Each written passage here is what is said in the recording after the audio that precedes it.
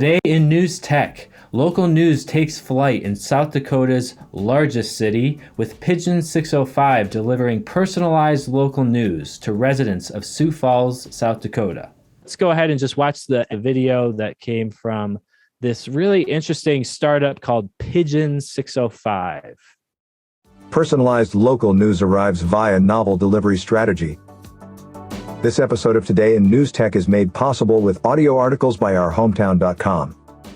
Today we're highlighting a piece by Sarah Scire over at NiemanLab. Local news takes flight in South Dakota's largest city, looking at Pigeon 605, an innovative news site with a distinctive delivery strategy.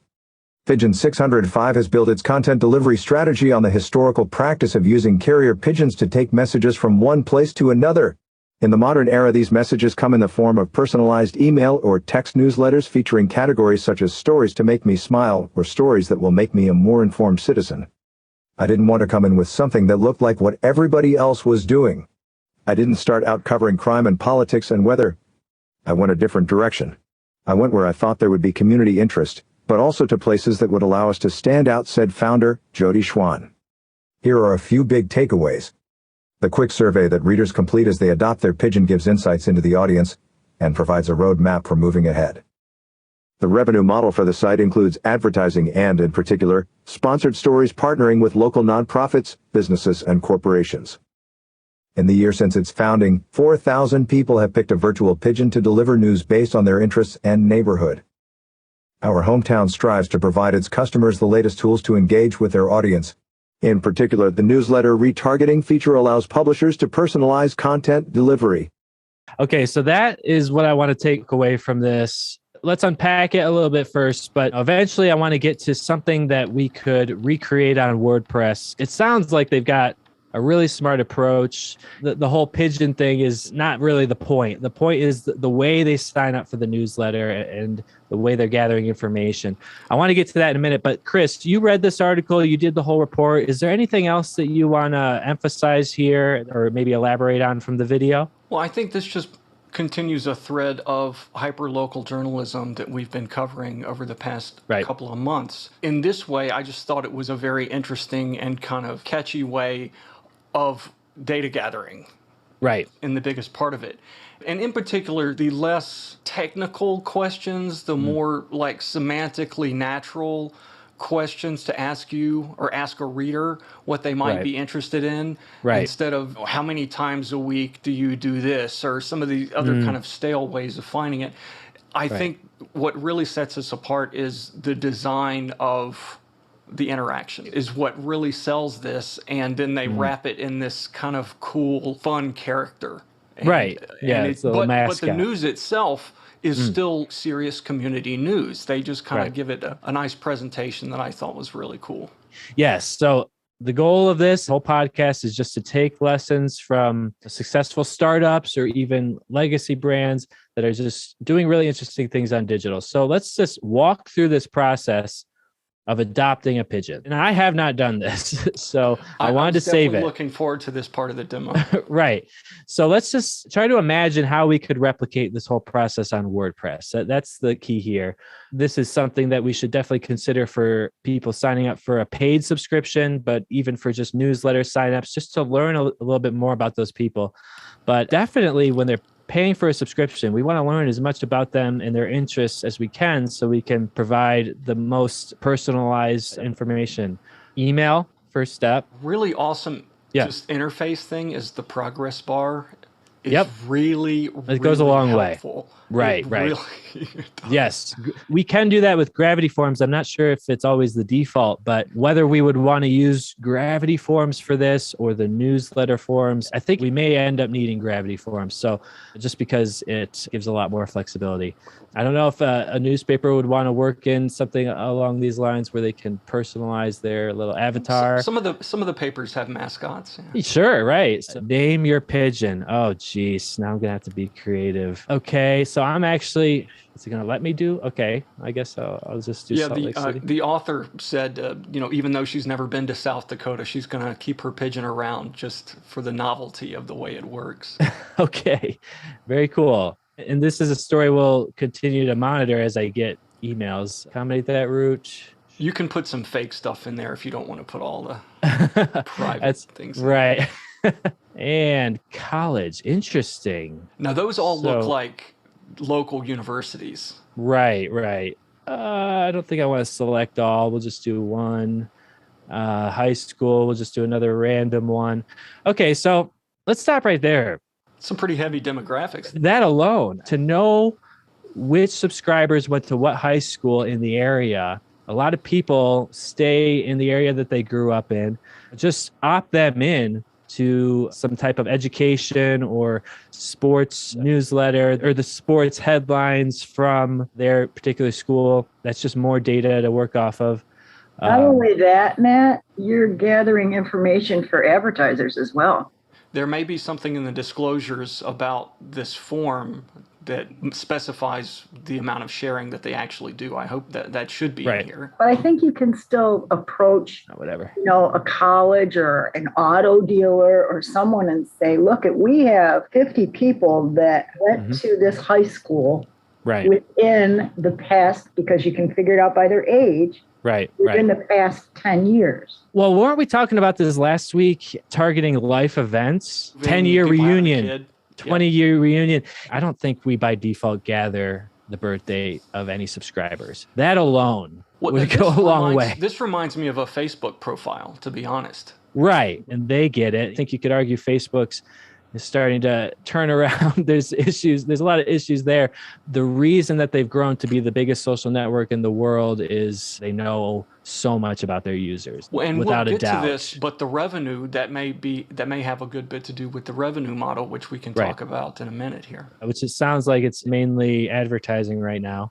Okay, so what information should your pigeon carry for you? So categories. This would be, to me, it would just be the most natural thing to just list all the categories on the website. Or topics that might umbrella multiple categories is maybe like what they might be doing here as well. And this is something we could bring up for long-term pipeline stuff with engineering. They are developing that natural language processing to put certain articles into buckets of topics that we could export a list like that and say, look at their entire archives and get a list of all the topics that have ever been mentioned and rank them by frequency that they're mentioned, and then include the top 10 topics or something. And then also sneak in some ones that you might want to be testing as well to see what kind of response you get. Thinking lowest common denominator, the simplest way to get into this, categories or just topics that you are covering a lot would fit in that step. How often would you like delivery? Yeah, I like this page too. I thought this was very nice way of kind of framing this. So we got 3 options: as much as possible so I don't miss anything, but not so much that it's annoying. Okay, whenever it's gathered enough of my news, maybe once or twice a week. That's the only one that actually lists a frequency. I would like to know the frequency of all these. I mean, this is probably daily. Special deliveries, seems like it would almost be no regular frequency. It could almost be random. Well, I'm wondering if there's no content that's relevant to that category listing you just went through, that if you just don't get something. Or maybe they could even send you a follow-up email saying, there hasn't been a lot of things coming up. Do you want to go back and share more of your interests? Right. Deliver more stories. The opportunities are almost endless, like for, how much you could do with this. It's just, what's the simplest thing that we could gather? To boil it down, we're pretty much done with this form. It looks like they're getting a phone number. Let's just think about the simplest information. To boil it down, we said birth date, categories of interest. If I had to pick 2 things, it would probably be those 2, but then maybe opening it up to some personal information, the college in the area, different colleges in the state. You could get a list together like that. Anything else that you guys think would be worth gathering? I mean, think about Facebook. How many times a week do you go out to eat? Information on businesses that they use. Do you consider yourself a foodie? It seems like they kind of frame things around these kind of... the novelty aspect. Just take a step back to what you just said. What if they just put a list of all the advertisers in the newspaper and say, which of these do you use? Which of these have you visited in the last month or done business with in the last year? Very useful. But then you're going into specifics there about lifestyle with the gym membership. I guess that kind of question is more looking for opportunities, whether they have a gym membership or not. That might be an opportunity to introduce them to an advertiser that's fitness oriented. Let's just see if we can take this to, honestly, I think Jack could pretty much set this up with the tools that we have, but there may need to be some engineering involved in just making the whole list management a little bit more automated. But what I'm picturing then is if we've got these categories that people are opting into, we could have a weekly newsletter. Well, it's just getting into the category specific newsletters, basically. And it's just making it easier to get people to sign up for those lists. Because otherwise, what have we been talking about? We've mainly been talking about things like Nordac Publishing. If you go to their site, you can join the mailing list and you can choose the different titles that you want to get newsletters on. This format, we can follow that for categories too. If this wasn't a multi-paper site, then this type of sign up would probably have the different categories listed out here. So you could select that. But the difference here is that we've already got our foot in the door. They're signing up to be a paid subscriber. I just think it's a missed opportunity to not at least ask what sections are you interested in and get some of this data as they're signing up. Big question I think this presents to publishers, and maybe Carolyn can jump in here. How much work is this going to make? How much work is it going to create for the publisher? Are they going to have to hire somebody just to manage newsletters? And that's what I'm talking about when I say we've got to make it turnkey. It cannot be extra work.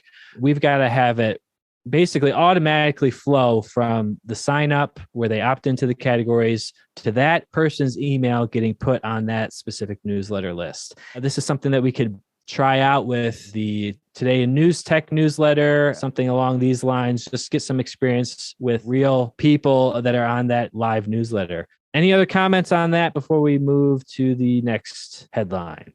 I think the revenue model is pretty impressive that they are pulling off here, because all of that data they're getting means they're basically turning that back around and focusing purely on advertising and sponsored content in order to make sure that all that Pigeon adoption fun is delivered to the readers for free. Right. And not only that, you take this back to your newsroom and say, okay, we've been covering too much of this and not enough of it. We're going to talk a little bit about making data-driven decisions, but this is one source of data, the reader reported or self-reported data, you could call it. But then there's the actual stats. Look at your analytics and see what is everybody actually doing. And plus, those are two kind of different use cases, deciding what to cover in the newspaper in general versus what to send a specific subscriber in a newsletter.